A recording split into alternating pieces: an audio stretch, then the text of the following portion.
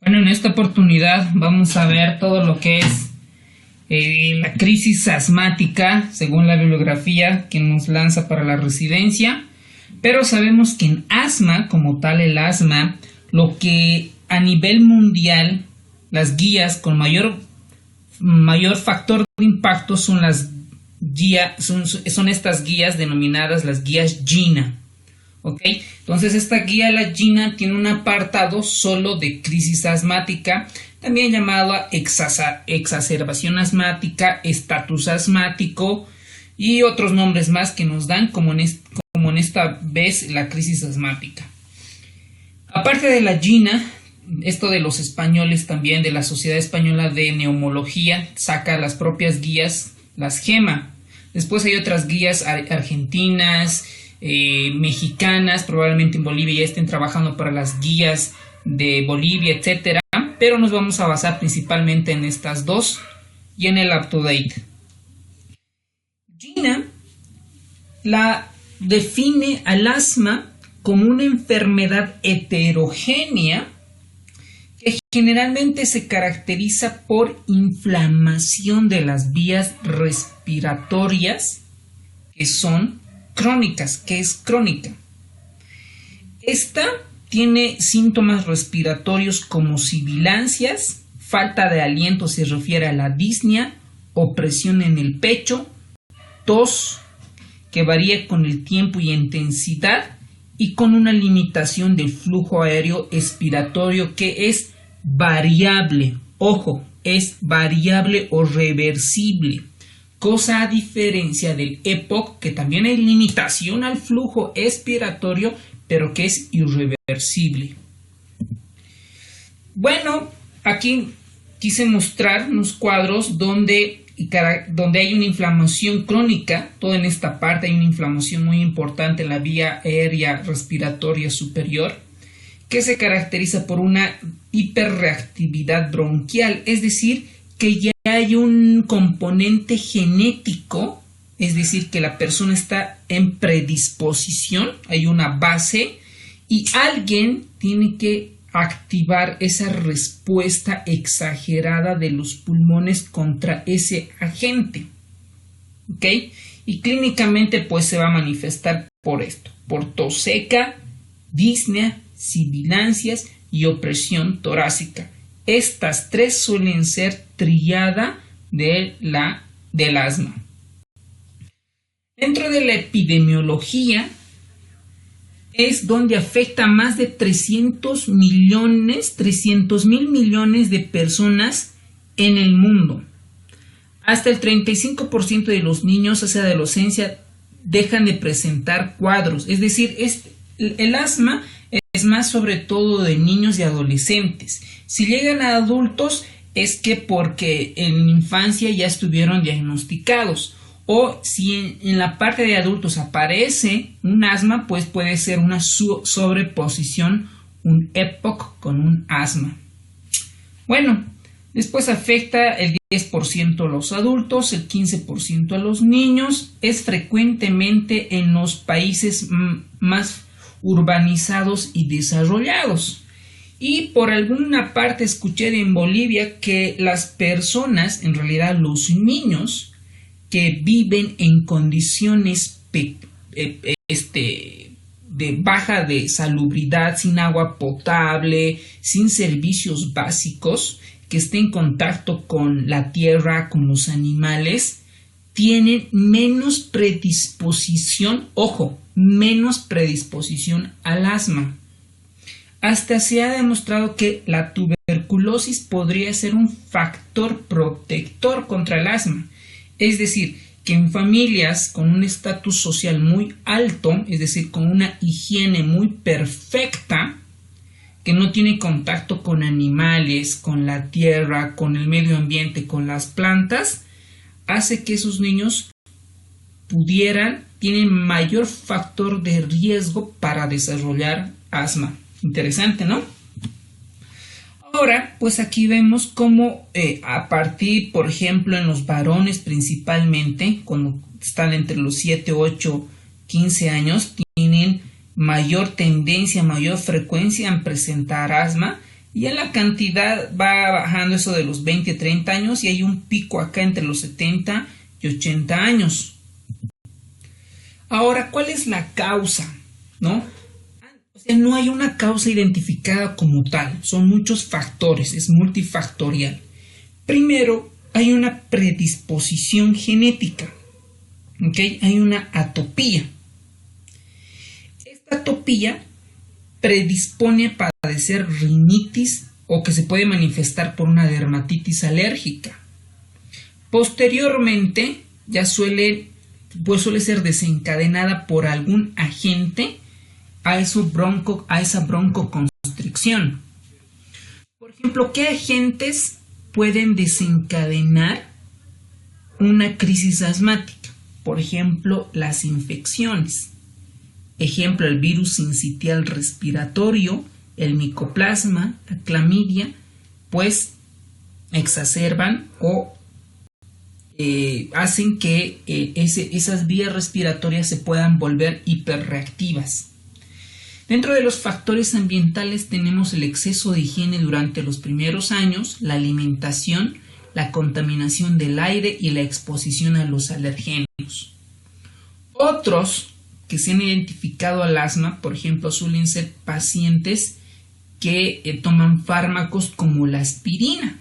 Es demás, hay una entidad en que el asma suele estar asociado a pólipos nasales y estas que tienen alguna relación con la aspirina.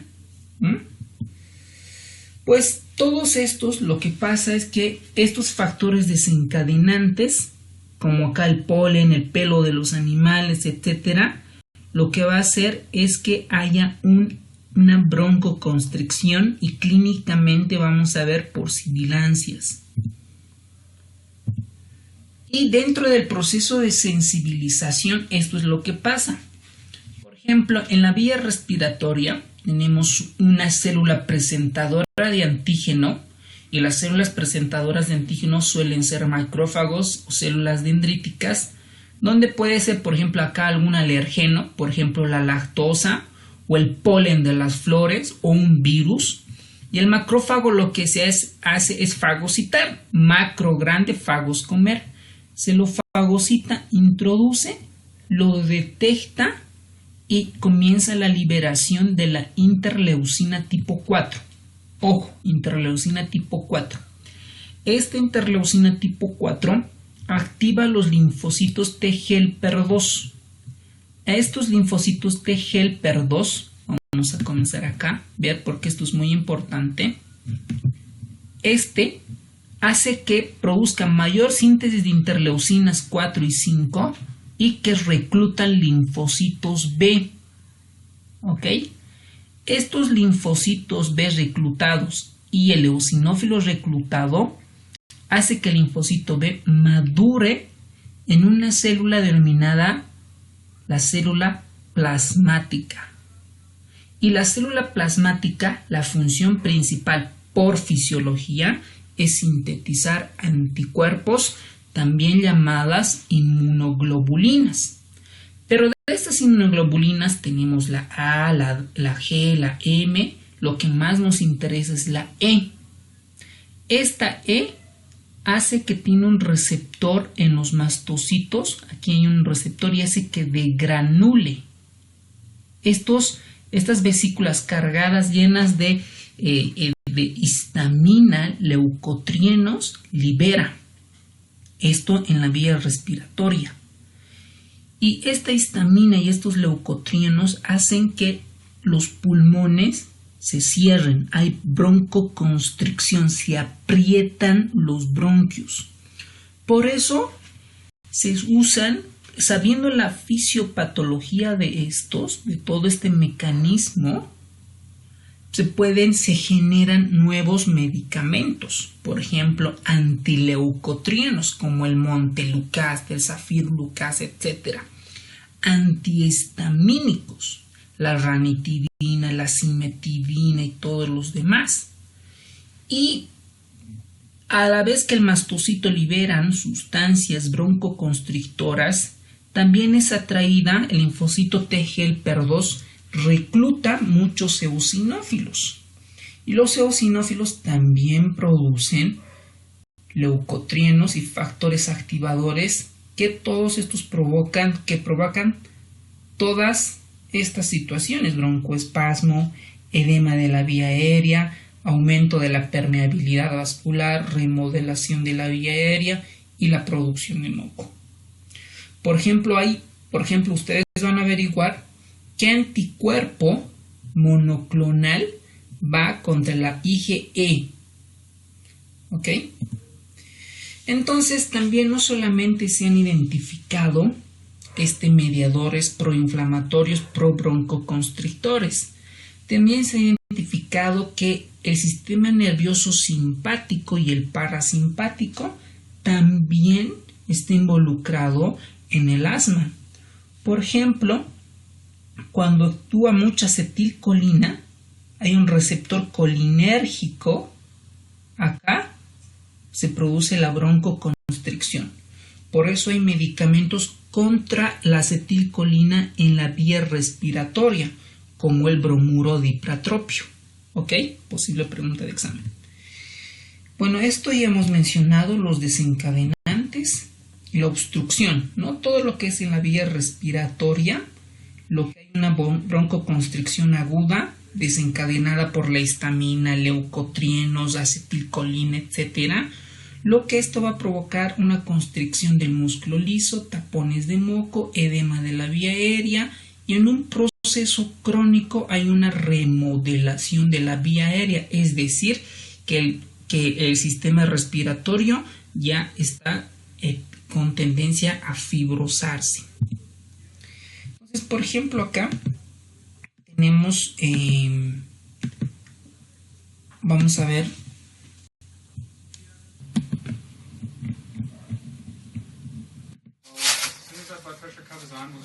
acá tenemos un paciente que llega a emergencias y miren, apenas llega y está saturando 85%.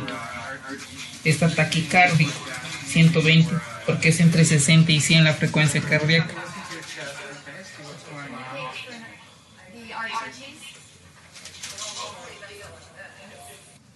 Allí la auscultación deberíamos de escuchar sibilancias.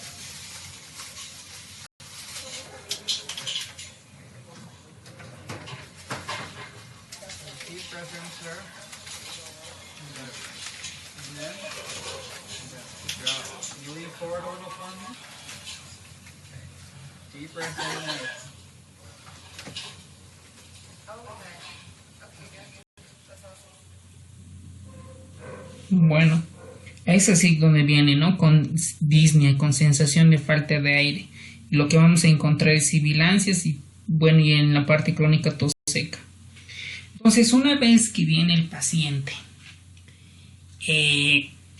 con disnea, con sospecha de asma, con broncoespasmo, en realidad debemos nosotros realizarle una espirometría, ¿ok? Esta espirometría, como aquí ustedes ven en esta imagen, vamos a evaluar primero las curvas. Para tomar una espirometría, pues se necesitan otros criterios técnicos, criterios de aceptabilidad, de reproducibilidad, etcétera.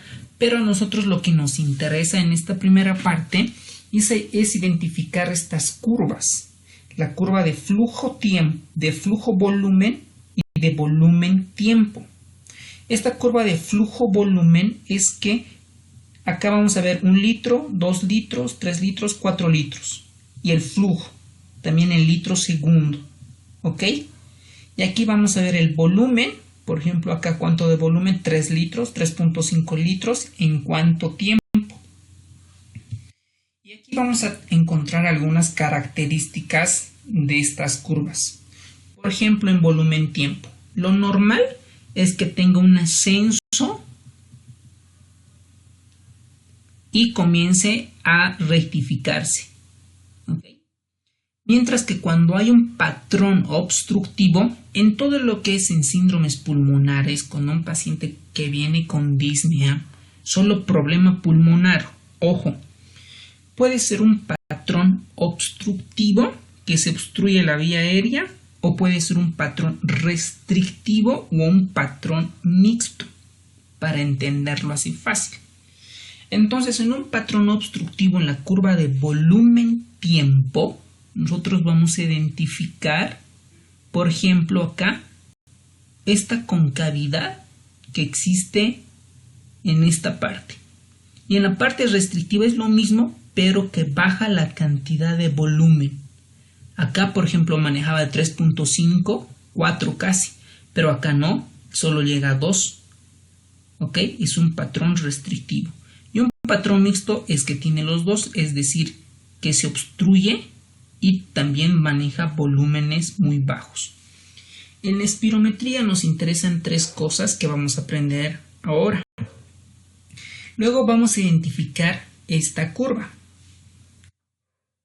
Por ejemplo, acá tenemos el pico, como debería de ser, todo lo que es de verdecito, en realidad es celeste, que tiene casi esta línea, lo que voy a soplar, ¿no?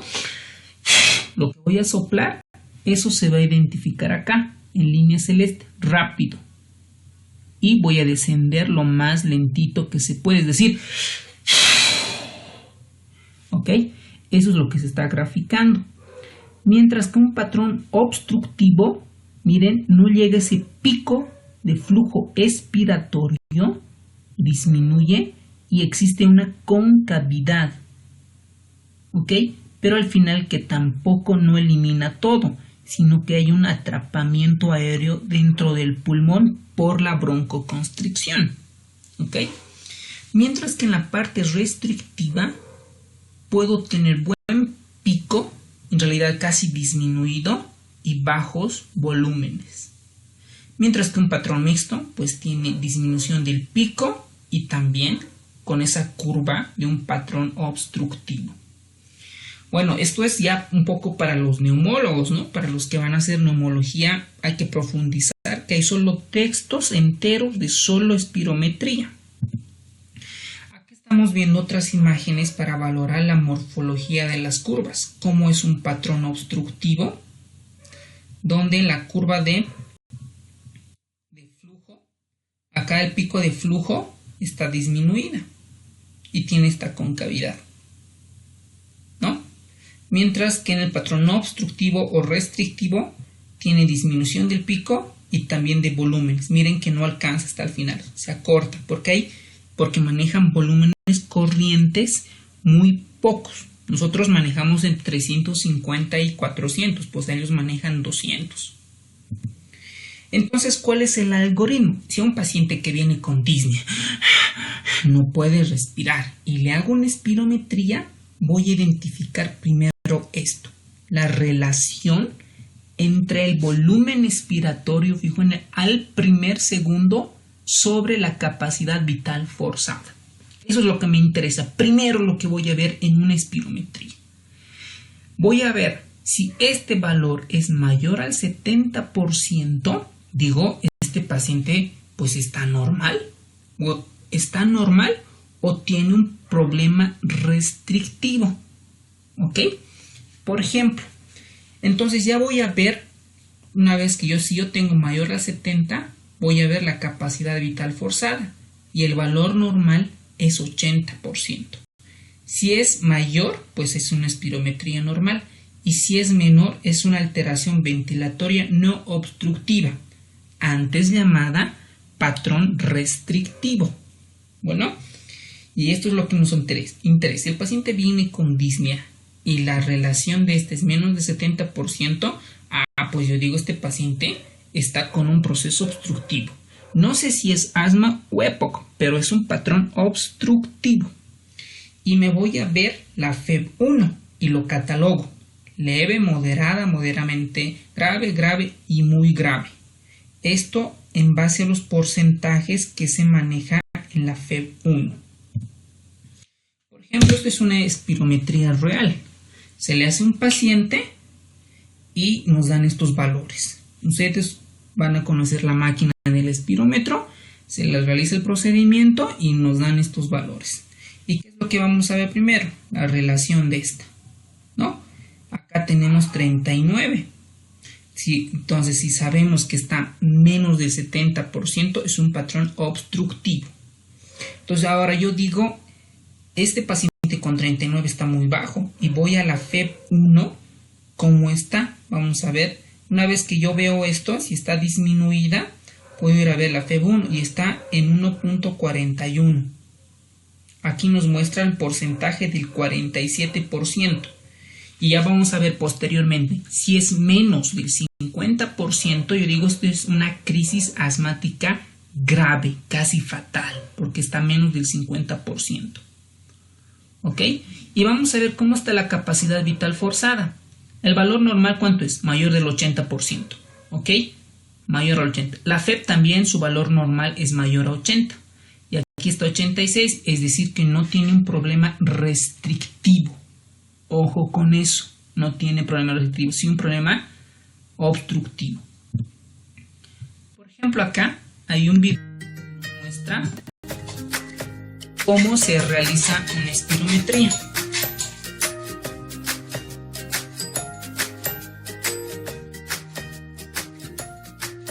Hola, buenos días, Sergio. ¿Todo bien? Sí, bueno. Bueno, vamos haciendo, ¿no? Más o menos. Perfecto. Vamos a hacer la espirometría. De lo que consta, ¿vale? La boquilla, pondremos la boca bien cerrada, pinzas en la nariz, iremos respirando normal, ¿vale? Cuando yo te avise cogerás bien hondo al máximo, llenando los pulmones. Una vez lo tengamos, sacarás de golpe y alargaremos todo el aire que puedas, ¿vale? Esta maniobra la haremos como mínimo 3 veces. Si son 3 iguales, ya lo tenemos. Si no, criterios de aceptabilidad y de reproducibilidad son estos. Pues ahora vamos a empezar. Perfecto. Vamos a montar la boquilla. Muy bien. Pues vamos a empezar. Ya que tenemos montada la boquilla, bien sentado, perfecto. Venga. Coges esto, tubo dentro de la boca. Vale. Perfecto. Vale. Respira tranquilo, Sergio. Normal. Muy bien. Normal. Muy bien. Perfecto. Cogemos hondo. Sopla fuerte. Tira, tira. Suave seguido. Todo el aire que puedas. Suave, sin apretar. Largo, largo, largo. Cuando no puedas, respiras tranquilo y sacamos la boca. Normal. Muy bien. Más o menos dura esos 5 a 6 Vamos segundos. a hacer otra. Respiras tranquilo, Sergio. Bueno, ya es lo que toca. Muy bien. Perfecto.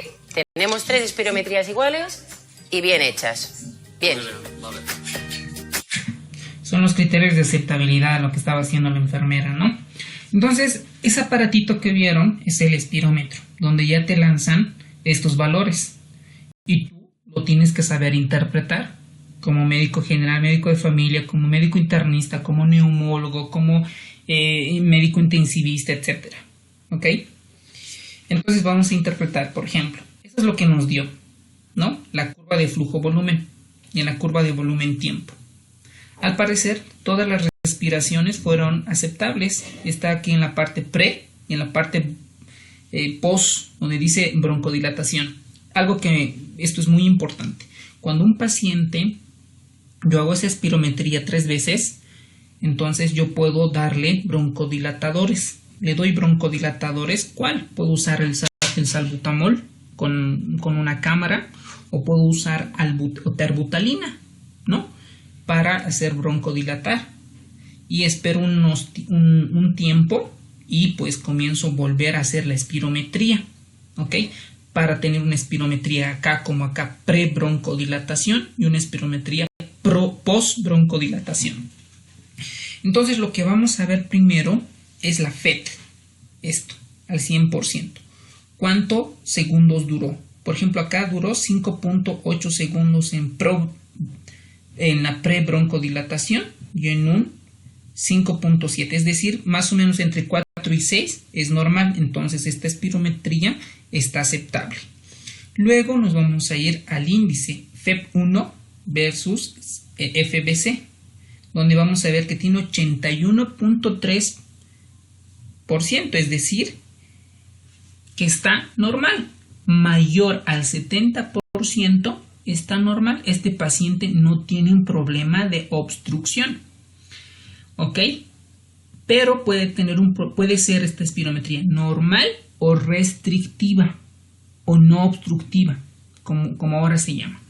Entonces, ahora vamos a verificar eso. ¿Cómo vamos a verificar? Con la FBC, que normalmente debe ser mayor al 80%. Y vamos como está, 90%. Es decir, esta espirometría es normal. Ahí está, FED de 58.8 acá y otro 55, no, es en realidad 5.74. La FED y el índice 81 pre-broncodilatación y 85.12 post-broncodilatación. Y ustedes me dirán, doctor, ha aumentado, pero la broncodilatación. Claro, pero no es estadísticamente significativa. La capacidad vital debe ser mayor a 80, está en 90%, como acá lo ven. Esta es una espirometría normal. Vamos a otro paciente. Vamos a las curvas. Miren acá cómo el pico flujo expiratorio está un poco disminuida. Y tiene esta concavidad. Solo viendo esta curva de flujo-volumen, digo, este paciente impresiona que tenga un problema obstructivo. Entonces me voy a los valores. Veo el índice, está en 62. Uy, yo digo, pues está menos de 70, tiene un problema obstructivo, no lo dudo. ¿Ok? Pero tengo que verificar antes si realizaron bien con las 3 veces. Que tengan la misma, aquí, la misma figura. Entonces, una vez digo, tiene un problema obstructivo, digo, a ver, veamos cómo está el FBC para ver si no tiene un problema además de restrictivo. Veo la FBC, está en 89. Entonces, más de 80 no tiene un problema restrictivo, tiene un problema obstructivo. ¿Y cómo puedo saber en qué nivel está? Es decir, si es grave, moderado o leve. Veo la FEB1, con esto la subclasifico. Y si está más del 70% es leve. Entonces acá tiene una obstrucción leve. ¿Ok? Pero quiero ver si este paciente con obstrucción si revierte con los broncodilatadores. Entonces voy a ver el índice de Tifenau, 62, y al contrario disminuye, 4. ¿Ok? Es decir, no mejora. Para ver si mejora tenemos que pasar mayor del 12% o un volumen mayor a 200 ml. ¿Ok? Por ejemplo, acá vemos en la FEB1 manejo 2.4 litros, 2.46 litros y con prueba de broncodilatación en realidad disminuyó.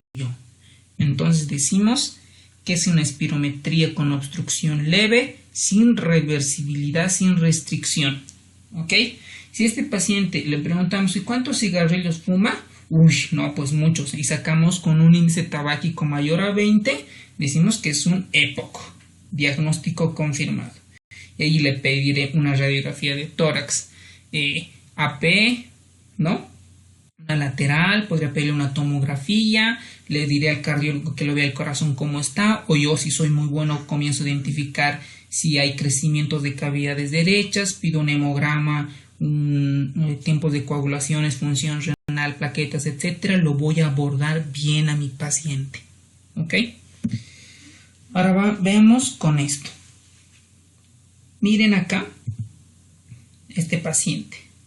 Aquí tenemos la curva de flujo-volumen. Pareciera que pues tiene un problema obstructivo por esta concavidad, ¿no? Y por esta imagen también, ¿no? Porque aquí estábamos viendo esta concavidad que pareciera que tuviera un problema obstructivo y vamos a confirmar con los datos de la espirometría. Miren acá cómo está la FEB1 y la FBC, el índice 66%. Ah, pues no digo, este paciente tiene obstrucción, menos de 70 obstrucción. Y voy a ver la FBC cómo está. La FBC mayor al 80%, pues está 107, digo, no tiene un problema restrictivo. Y voy a clasificarlo con la FEB1, ¿en cuánto por ciento está? 88, está leve, pero ahora le doy a mi paciente salbutamol, albuterol, bromuro de hiperatropio, cualquier broncodilatador. ¿ok? Nada más que en el bromuro de hipratropio debo esperar unos 30-40 minutos porque el efecto comienza a ese tiempo, pues a los 30 y 40 minutos, porque sus receptores a nivel pulmonar son periféricos. Entonces veo el índice de 66 y está al 72 por 72.9. Entonces yo digo, ¿esto pasa el 12%? No, parece que no pasa, ¿no? A 66 no pasa el 12%, pero hay una prueba de broncodilatación que aumenta de 66 a 72.9, ¿ok? Pero también dentro de los criterios de diagnóstico me dicen que si aumenta 200 ml de volumen tidal, de volumen corriente, también entra en un proceso de asma. Veamos entonces. De 3.33, la FEV1 de 3.33 litros comienza a 3.75. Vamos a ver cuántos ml, sacando calculadora, para ver cuánto se ha aumentado. Entonces veamos, 3.75 menos 3.33 me da un valor de 420 ml. Aumentó. Entonces, si es mayor a 200, ya entra dentro del catálogo de lo que es una espirometría con obstrucción leve con prueba de broncodilatación positiva igual a asma. ¿Ok? Entonces, ahí está. Con obstrucción con reversibilidad de 420, como habíamos sacado. Excelente. Entonces, un paciente que ya viene con crisis asmática, etcétera, lo hemos valorado, etcétera, vamos a usar medicamentos. Y dentro de estos medicamentos tenemos esto, ¿no? Lo primero es dar broncodilatadores. Puedo usar salbutamol o terbutalina. Estas dosis ya lo van a ir practicando en emergencias, en medicina interna, en terapia intensiva, etcétera. Y tenemos otros anticolinérgicos con el bromuro de hipratropio. Y si no responde estos pacientes a los 20-30 minutos, si empeora, puedo usar corticoides. Lo que más se usa es la hidrocortisona, 100-200 miligramos IV cada 6 horas. También glucocorticoides inhalados para controlar. Y si está aún refractario al asma, puedo usar sulfato de magnesio para estabilizar la membrana de estas células.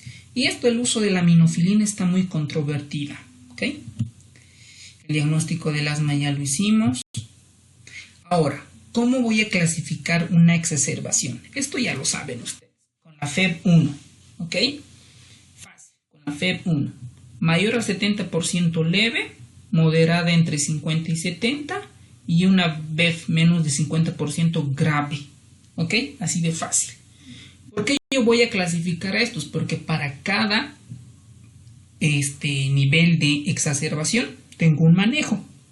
Para eso se le clasifica, para hacer un manejo específico. Pues no es lo mismo manejar una exacerbación leve que una grave, ¿no?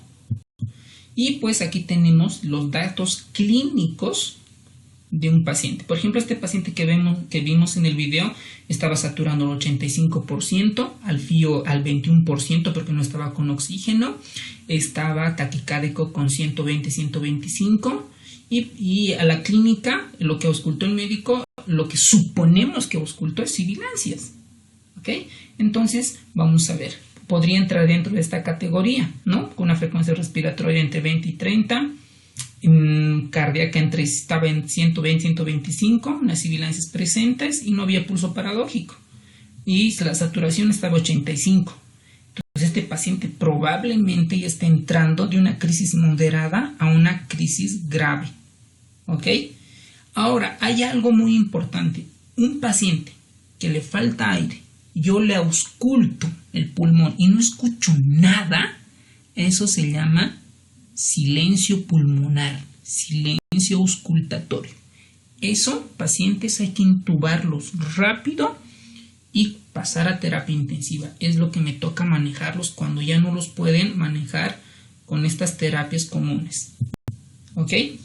Entonces acá tenemos un algoritmo. Esta imagen lo saqué de las guías GEMA del 2015 de España, donde ahí te dicen, ¿no? En crisis leve, ¿qué debes de hacer? Salbutamol cada 20 minutos por aerocámara. De moderada a grave, ¿no? ¿Qué yo voy a hacer? Dar oxígeno, dar salbutamol más dipratropio, corticoides, fluticasona y demás. Si es parada cardiorrespiratoria, comenzar con ventilación mecánica no invasiva y considera la intubación e ingreso a mi servicio, a unidad de cuidados intensivos. ¿Ok? Entonces voy a comenzar a los 30 minutos de realizarle la espirometría. Si hay una respuesta mayor al 60% y está asintomático, alta. Le mando con corticoides vía oral y con sus glucocorticoides inhalada y con los LABA, ¿no?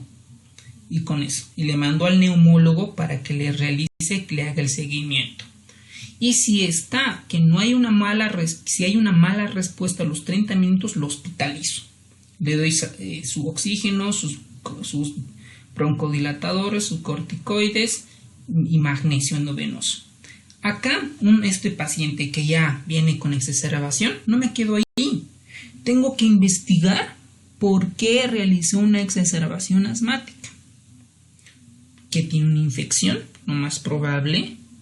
Hizo falla cardíaca, hizo por el frío, comió manís o no sé, leche, lo que sea, que algo le exacerba. Eso comenzamos a investigar y probablemente invitemos al servicio de inmunología, a los inmunólogos, para desencadenar a qué es alérgico este paciente o a qué es atópico.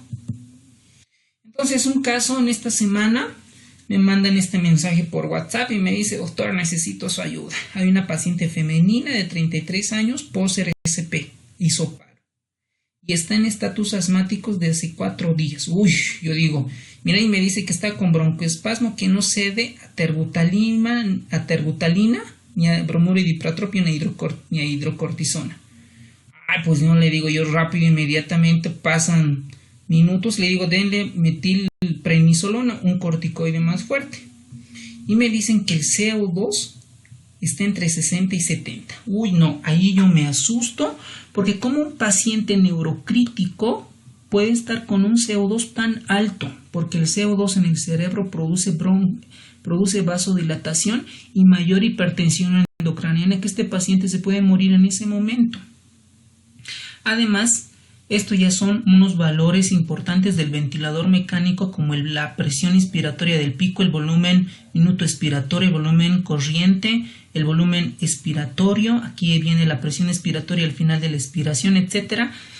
Y pues que yo comienzo a platicar, ¿no? Yo le digo que me pasen la tomografía y yo les digo, si no responde a corticoides, pues no es broncoespasmo y hay que descartar otras enfermedades como la bronquiolitis. ¿Ok? Hasta realizar una biopsia y encontrar la causa. Entonces me manda la tomografía y lo estudio y lo vemos y al final el paciente nos manda una gasometría. Y esta paciente, miren, tiene un pH en 7.37, pues está aceptable. El CO2 está muy alto, 52, pero recordemos que estaba en 60 y 70. Este CO2 es muy malo para el cerebro, pero ya el bicarbonato estaba intentando compensar. Aquí más o menos es una acidosis respiratoria compensada, ¿no? Pero miren, solo está saturando 88%. Entonces este paciente está muy mal manejado, ¿no? Y esto es lo que nos mandaba de las curvas del ventilador, las curvas que al un principio comenzamos a ver. Esto es la curva de presión tiempo, de flujo tiempo y de volumen tiempo, ¿no? Comenzamos aquí a valorar cómo está la resistencia de la vía aérea superior, la frecuencia respiratoria, el volumen minuto, aquí cómo está la PIP, y eso comenzamos a manipular en el paciente. Como verán, todo lo que es asma pues es muy interesante en cuanto a su manejo. Espero que les haya ayudado un poco. Si quieren profundizar sobre el tema, pues pueden leer las guías GINA. Muchas gracias.